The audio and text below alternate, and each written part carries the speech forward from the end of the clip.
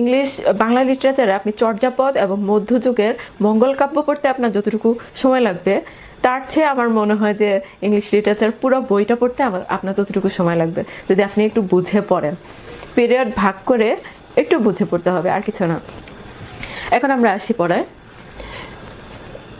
periods of English literature.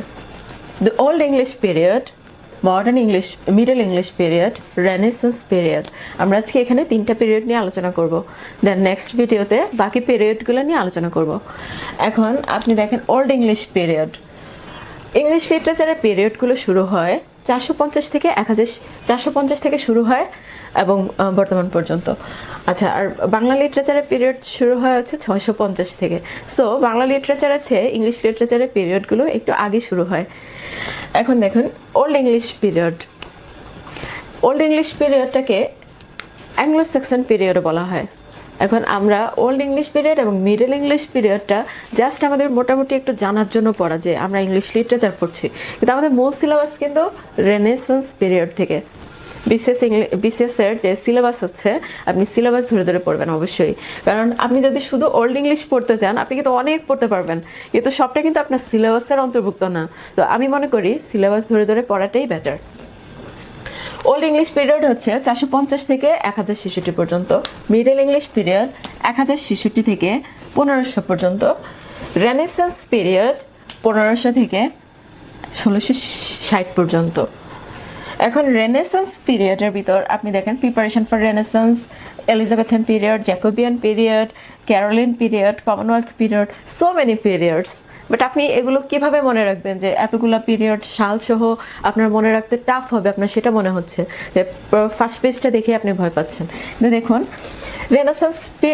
Renaissance পিরিয়ডে যে 1560 থেকে 1660 পর্যন্ত সালটা, তার ভিতরে আপনি প্রথম পড়বেন হচ্ছে এলিজাবেথিয়ান পিরিয়ড। কারণ হচ্ছে আপনি যদি প্রথম এলিজাবেথিয়ান পিরিয়ডটা পড়েন, অটোমেটিক আপনার এটার আগের সালটাই হচ্ছে প্রিপারেশন ফর রেনেসান্স, আপনি সেটা বুঝতে পারবেন। সো আপনার একটা একটা করে ধরে ধরে পড়তে হবে না। দেখুন এখানে কুইন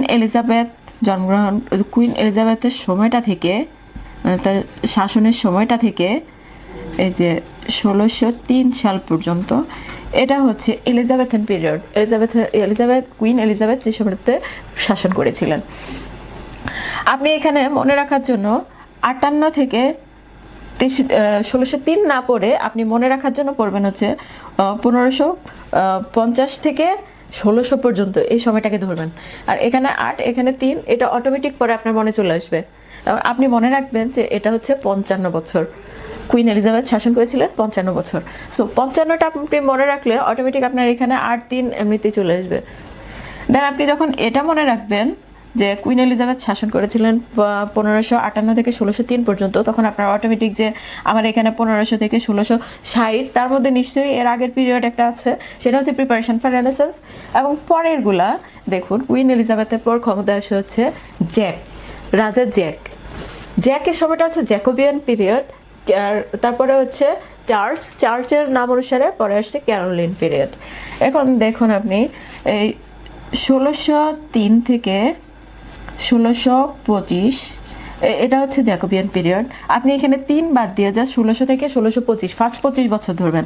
কুইন এলিজাবেথের পরের 25 বছর হচ্ছে জ্যাকোবিয়ান, আর পরের 25 বছর হচ্ছে প্রায় 25 বছর, আপনি 25 ধরে রাখবেন যেন আপনার মনে থাকে। 25 বছর হচ্ছে ক্যারোলিন পিরিয়ড। তারপরে 1649 থেকে 1660 পর্যন্ত, এটা হচ্ছে কমনওয়েলথ পিরিয়ড। আচ্ছা, আপনাকে একটা জিনিস বলি যে এখানে দেখুন কুইন এলিজাবেথ ক্ষমতায় ছিলেন, তারপরে জ্যাক ক্ষমতায় ছিলেন, তারপরে ক্যারোলিন মানে চার্লস ক্ষমতায় ছিলেন, কিন্তু পরবর্তী সময়টা হচ্ছে কমনওয়েলথ পিরিয়ড, যে সময়টাতে কেউই শাসন করেননি। এবং আপনি মনে রাখার জন্য এভাবে পড়বেন যে কমন পিপলের জন্য যে পিরিয়ডটা, সেটাই হচ্ছে কমনওয়েলথ পিরিয়ড। এটা হচ্ছে 11 বছর। তো আপনি কিভাবে তাহলে মনে রাখছেন যে প্রথম 50 বছর, 50 না 55, কিন্তু আপনি প্রায় 50 ধরে নিন, যে কুইন এলিজাবেথ ক্ষমতায় ছিলেন, পরে 25 বছর জ্যাক ক্ষমতায় ছিলেন, তার 25 বছর চার্লস ক্ষমতায় ছিলেন, তারপরে প্রায় 10 বলি 11, 10 বা 11, 10 থেকে 11, সো আপনি 10 ধরেন মনে রাখার জন্য। পরে 10 হচ্ছে Commonwealth period. Old English period হচ্ছে 450 থেকে 1066। এই সময়তে প্রমিনেন্ট রাইটাররা হচ্ছেন ক্যানম্যান, ভেনারেবল বেদি, কিং আলফ্রেড, যাকে বলা হয় ফাউন্ডার অফ ইংলিশ লিটারেচার। তারপর আসি আমরা মিডল ইংলিশ পিরিয়ড 1066 থেকে 1500। এই সময়টাকে মিডল ইংলিশ পিরিয়ডের আরেকটা নাম আছে, সেটা হচ্ছে অ্যাংলো নরমান পিরিয়ড। এই পিরিয়ডের সবচেয়ে ফেমাস যাকে আমাদের পড়তে হবে সেটা হচ্ছে চসার, উইলিয়াম চসার। চসার পড়তে গিয়ে আমাদের যেটা আপনার মনেই রাখতে হবে সেটা হচ্ছে চসার হচ্ছে মর্নিং স্টার অফ রেনেসান্স। যদিও আপনি মনে করতে পারেন যে অপশনের ভিতর রেনেসান্স পিরিয়ডের কেউ একজন হবে morning star of renaissance, but not like that. আপনার মিডল ইংলিশ পিরিয়ডের চসার হচ্ছেন মর্নিং স্টার অফ রেনেসান্স। তারপর আসি আমরা চসার নিয়ে আরেকটু পড়তে হবে আমাদের। চসার তাকে বলা হয় father of English poetry, father of English learning, father of English literature. আচ্ছা, চসারের the Canterbury tales is very famous.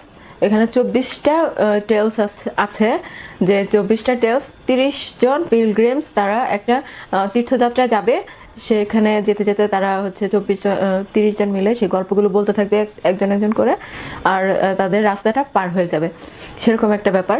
তো 24টা টেলস আলাদা আলাদা এক একটা টেলস আছে, তবে এখানে 24টা টেলসের মধ্যে সবগুলো লিখে যেতে পারেননি উনি, কারণ উনি এর আগেই মারা যান। তো এই সময় চসারের এই 24টা টেলসের মধ্যে ফেমাস কিছু টেলস আছে যেগুলো হচ্ছে ইংলিশ লিটারেচারের স্টুডেন্টরা তাদের টেক্সট হিসেবে পড়ে। সেগুলোর মধ্যে ফেমাস হচ্ছে the nun's priest's tale, Troilus and Criseyde. Troilus and Criseyde হচ্ছে চসারের, এবং ট্রয়লাস অ্যান্ড ক্রিসাইডা একটা আছে, ক্রিসাইডা DA, সেটা হচ্ছে শেক্সপিয়ারের লেখা, অবশ্যই মনে রাখবেন। তারপর আছে রেনেসান্স পিরিয়ডের সবচেয়ে ফেমাস পিরিয়ড হচ্ছে এলিজাবেথিয়ান পিরিয়ড। কুইন এলিজাবেথ যখন থেকে শাসন শুরু করেন তারপর সময়টার থেকে হচ্ছে এলিজাবেথিয়ান পিরিয়ড। এলিজাবেথিয়ান পিরিয়ডের সবচেয়ে প্রমিনেন্ট ইংলিশ লিটারেচারের সবচেয়ে প্রমিনেন্ট রাইটার যারা বেশিরভাগই হচ্ছে এলিজাবেথিয়ান পিরিয়ড, কুইন এলিজাবেথের সময়টাতে। এবং কুইন এলিজাবেথ খুবই ফেমাস ছিলেন, হচ্ছে উনি সাহিত্য অনুরাগী ছিলেন কুইন এলিজাবেথ। তিনি প্রথম থিয়েটার, ইংল্যান্ডে যে প্রথম থিয়েটার, সে থিয়েটার যাত্রা করেন কিন্তু কুইন এলিজাবেথ, সেটা 1576 সালে, যেই থিয়েটারে হচ্ছে গ্লোব থিয়েটার, যেটাতে শেক্সপিয়ার কাজ করতেন। শেক্সপিয়ারের নাটকের যাত্রা শুরু হয় যে থিয়েটার থেকে। পরে দেখুন এলিজাবেথিয়ান পিরিয়ডের এলিজাবেথিয়ান পিরিয়ডে আমরা জানি যে নাটকের যাত্রা শুরু হয়, প্রথম নাটকের যাত্রা শুরু হয়। সে নাটকের শুরু করেন কে? নর্টন এবং সেকভেল, দুজন ব্যক্তি, যারা গর্ভজাক নামে একটা নাটক শুরু করেন, যেটার আরেকটা নাম হচ্ছে ফিরেক্স অ্যান্ড পোরেক্স। তারপর আসে আমরা এলিজাবেথিয়ান পিরিয়ডের Christopher Marlowe, one of the most famous. Christopher মার্লোর লেখাগুলো হচ্ছে Beowulf the great, Jew of Malta, doctor Faustus, the most famous doctor Faustus, Hero and Leander, passionate shepherd to his love, Jew of Malta বলা হয়েছে। আর হচ্ছে Edward two, massacre of Paris, Dido, queen of Carthage. এখন আসি আমরা কিভাবে আমরা এগুলো সব মনে রাখবো। আপনি একটা স্টোরি দিয়ে মনে রাখবেন। আমি স্টোরিটা যদিও হাস্যকর লাগবে আপনার কাছে শুনতে। বেওয়ুলফ দ্য গ্রেট, তাকে মারলো, কে মারলো? জিউ অফ মাল্টা। মারার পরে সে ডক্টর ডাকবে, ডক্টর ফস্টাস। ডক্টর ডাকলো, এখন ডক্টর বললো যে আপনাকে আবহাওয়া চেঞ্জ করতে হবে। এখন সে আবহাওয়া চেঞ্জ করে প্যারিসে চলে গেল, ম্যাসাকার অফ প্যারিসে যাওয়ার পরে সেখানে সে শেফার্ড হিসেবে আত্মগোপন করে থাকলো, প্যাশনেট শেফার্ড টু হিজ লাভ। এবং সে আত্মগোপন করতে থাকলো, বাট সে এডওয়ার্ড টু এর কন্যা ডিডো, কুইন অফ কার্থেজের প্রেমে পড়ে গেল। প্রেমে পড়ার কারণে এখন সে তো লুকিয়ে আছে, সে কুইন অফ কার্থেজের প্রেমে পড়ার কারণে সে হিরো ভাব নিল, Hero and Leander, that's it. আপনি এভাবে স্টোরিটা মনে রাখলে ক্রিস্টোফার মার্লো খুব সহজে মনে রাখতে পারবেন। তারপর আসি আমরা এডমান্ড স্পেন্সারকে বলা হয় poet of poet, child of renaissance. Morning star of রেনেসান্সকে মিডল ইংলিশ পিরিয়ডের চসার, কিন্তু চাইল্ড অফ রেনেসান্স হচ্ছে এডমান্ড স্পেন্সারের আরেকটা ফেমাস লেখা হচ্ছে অ্যামোরেট্টি। অ্যামোরেটটি হচ্ছে একটা সনেট সংকলন। এখন স্পেন্সারের লেখাগুলা সেটা হচ্ছে অ্যামোরেটটি, তারপর আসবে the Faerie Queene, Shepherd's Calendar, the Ruins of Time, তারপর অ্যাস্ট্রোফেল। এখন আসি কীভাবে আপনি এগুলো সব মনে রাখবেন। এটা চেন তৈরি করি আমরা, যেটা এডমান্ড স্পেন্সার, স্পেন্ড মানে টাইম স্পেন্ড হবে, সেরকম একটা স্টোরি আসবে। এখন আপনি দেখেন কুইনের টাইম স্পেন্ড হবে, কুইন ফেরি কুইনের টাইম স্পেন্ড হবে। আচ্ছা, ফেরি কুইন একদিন হচ্ছে শেফার্ডস ক্যালেন্ডারে দেখলো যে সময় স্পেন্ড হয়ে যাচ্ছে, টাইম স্পেন্ড হচ্ছে যাচ্ছে, দ্য রুইন্স অফ টাইম। কিন্তু সে মরতে চাচ্ছে না, সে চাচ্ছে যে আমি অমর হয়ে থাকবো পৃথিবীতে। এবং যখন সে দেখলো যে টাইম স্পেন্ড হয়ে যাচ্ছে, তখন সে স্টোনিশ হয়ে গেল, অ্যাস্ট্রোফেল। তারপর আসি আমরা Nicholas Udall, father of English comedy. সে লিখেছে হচ্ছে রাল্ফ রয়েস্টার ডয়েস্টার। তারপর স্যার টমাস উইয়ার্ডকে বলা হবে হচ্ছে ফাদার অফ ইংলিশ সনেট। এবং তার লেখাগুলো আপনি কীভাবে, তার লেখা হচ্ছে টোটালস মিসসেলানি, এবং তার সাথে একজন লিটারি কোলাবোরেটর ছিলেন, তার হচ্ছে হেনরি হাওয়ার্ড। এখন আপনি কিভাবে মনে রাখবেন যে উইয়ার্ডের সাথে হেনরি হাওয়ার্ড এবং টোটালস মিসসেলানি, এগুলো একটা চেন তৈরি করি, সেটা হচ্ছে টোটালি উইয়ার্ড। এখন এখানে কে কে আসছে? টোটালি উইয়ার্ড বলতে গেলে টোটালস মিসসেলানি কে লিখেছে? হাওয়ার্ড এবং উইয়ার্ড মিলে হচ্ছে weird. So Philip Sidney, next আসছে স্যার ফিলিপ সিডনি। তার লেখাগুলো হচ্ছে the Lady of May, an Apology for Poetry, আর আর্কেডিয়া। এখন আপনি কিভাবে স্যার ফিলিপ সিডনির সাথে লেখাগুলো ম্যাচ করবেন, যেটা হচ্ছে স্যার ফিলিপ সিডনি হচ্ছে অস্ট্রেলিয়ার একটা শহর, যেখানে মে মাসে গোলাপ ফুল ফোটে মে মাসে। এখন অর্কিড ফুল ফোটে, আপনি মনে রাখবেন যে গোলাপ না, অর্কিড ফুল ফোটে মে মাসে। এখন সিডনি শহরে মে মাসে অর্কিড ফুল ফোটে। সে অর্কিড ফুল দিয়ে লেডি অফ দ্য মেকে অর্কিড ফুল দিয়ে তার কাছে অ্যাপোলজি চাইবে, অ্যাপোলজি ফর পোয়েট্রি, যে তার জন্য একটা পোয়েট্রি লিখেছিল, সে পোয়েট্রিটা খুব একটা ভালো হয়নি, তার জন্য সে সেটার জন্য তার কাছে ক্ষমা চাইবে, অ্যাপোলজি ফর পোয়েট্রি।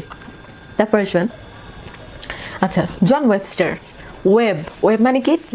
আচ্ছা, জন ওয়েবস্টারের লেখাগুলো আগে বলি। জন ওয়েবস্টারের লেখাগুলো হচ্ছে the white devils locks, duchess of Malfi. John Webster কিন্তু খুবই ফেমাস, আপনি তিনটা লেখা কোনোটাই বাদ দিতে পারবেন না।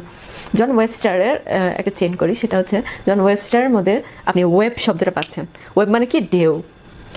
এখন ঢেউয়ের সাথে মালফি ফুল ভাসছে, সে মালফি দিয়ে আপনি ডাচেস অফ মালফি মনে রাখছেন। সো ঢেউয়ের সাথে মালফি ফুল ভাসছে, সে মালফি ফুল তুলবে কে? ডাচেস অফ মালফি মালফি ফুল তুললো।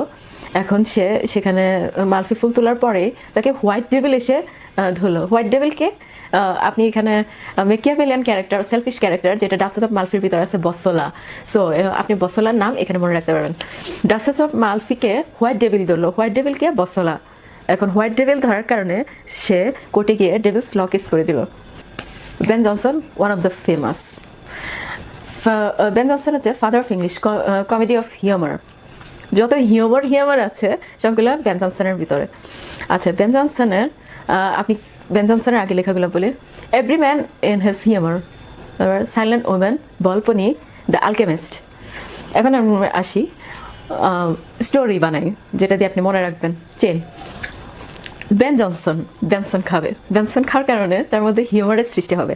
তো সে এখন হিউমার নিয়ে যা কিছু লিখবে সব হিউমার নিয়ে লিখবে। তারপরে হিউমারের সৃষ্টি হতে হতে সে বলবে যে আই এম দ্য ভল্পনি, আমি ভল্পনি হয়ে গেলাম। হিউমার করতে করতে আমি ভল্পনি হয়ে গেলাম। ভল্পনি হওয়ার পরে সাইলেন্ট ওমেনের সাথে একটা কেমিস্ট্রি তৈরি হবে। কেমিস্ট্রি তৈরি হওয়ার মাধ্যমে তাদের মধ্যে একটা রিলেশন বিল্ড আপ হবে। সো এখানে আপনি পেয়ে যাচ্ছেন দ্য সাইলেন্ট ওমেন, তারপরে দ্য আলকেমিস্ট, কেমিস্ট্রি দিয়ে আমি বলছি আলকেমিস্ট, এবং ভল্পনি। তারপর আসি আমরা টমাস কিটকে বলা হয় father of English revenge tragedy. এবং আমরা ইংলিশ লিটারেচারে যে ইউনিভার্সিটি উইট পাবো, তাদের মধ্যে ইউনিভার্সিটি উইট আমরা পরে বলছি। ইউনিভার্সিটি উইটস, আচ্ছা আমি নামগুলো বলি, লিলি, পিলি, গ্রিনি, লস, কিড, মার্লো। আপনার এটা কোশ্চেন আসবে যে ইউনিভার্সিটি উইট এখানে কোনজন। সো অপশনে আপনার 3টা বা 2টা থাকবে অথবা 1টা থাকবে এরকম। এখন আসি জন কিড হচ্ছে লিখেছেন revenge tragedy, father of English revenge tragedy. তার লেখা ফেমাস লেখা হচ্ছে the Spanish tragedy. Kyd Spanish Kyd, আপনি মনে হয় স্প্যানিশ কিড, কিড কি লিখেছে Thomas Kyd, Spanish tragedy, so Spanish Kyd. আর সে তো রিভেঞ্জ ট্র্যাজেডির জনক। টমাস মোর ইউটোপিয়া, মোর পিয়া মানে আমার পিয়া, আপনি মনে রাখবেন আমার পিয়া, মোর ইউটোপিয়া। ফ্রান্সিস বেকন, আপনি ফ্রান্সিস বেকন পড়তে গেলে, আমি ইংলিশ লিটারেচার পড়তে যেয়ে ফ্রান্সিস বেকন পড়ে সবচেয়ে বেশি মজা পেয়েছি। তার প্রতিটা লাইন আমার ভালো লাগে প্রত্যেকটা, কিন্তু আপনার তো সবটা পড়তে হবে না, আপনি বিসিএস এর জন্য পড়বেন শুধু কিছু কোটেশন এবং তার লেখাগুলো। আচ্ছা, অফ দিয়ে আপনি যা লেখা পাবেন বেশিরভাগই হচ্ছে ফ্রান্সিস বেকনের, দু একটা বাদে, যেমন হচ্ছে অফ এডুকেশন জন মিল্টনের। তারপর আচ্ছা আমরা আসি, ফ্রান্সিস বেকনকে ফার্স্টলি বলা হয়েছে ফাদার অফ ইংলিশ এসে, ফাদার অফ মডার্ন প্রোস, তারপরে first English essayist in English literature. তারপর আসি আমরা ফ্রান্সিস বেকনের লেখাগুলা। তাছাড়া তার কিছু ফেমাস বুকস আছে অফ দিয়ে যেগুলো, সেগুলো হচ্ছে এক একটা এসে, এবং তার কিছু বুকস আছে সেগুলোর নাম আমি বলি, advancement of learning, Novum Organum, the wisdom of ancients, তারপর আসবে হচ্ছে নিউ আটলান্টিস এবং ডিভাইন অ্যান্ড হিউম্যান, তার বুকস যেগুলো। এখন আমি তার বুকসগুলো যেহেতু মনে থাকে না, সেটা নিয়ে আমি আপনাকে একটা চেন তৈরি করে দিব। আচ্ছা, ফ্রান্সিস বেকন, ফ্রান্সিসের নোভাম অর্গানাম নিউ আটলান্টিসে যায়, সেখানে উইজডম চর্চার জন্য ডিভাইন অ্যান্ড হিউম্যান নিয়ে গবেষণা করে এবং লিখে ফেলে হচ্ছে অ্যাডভান্সমেন্ট অফ লার্নিং।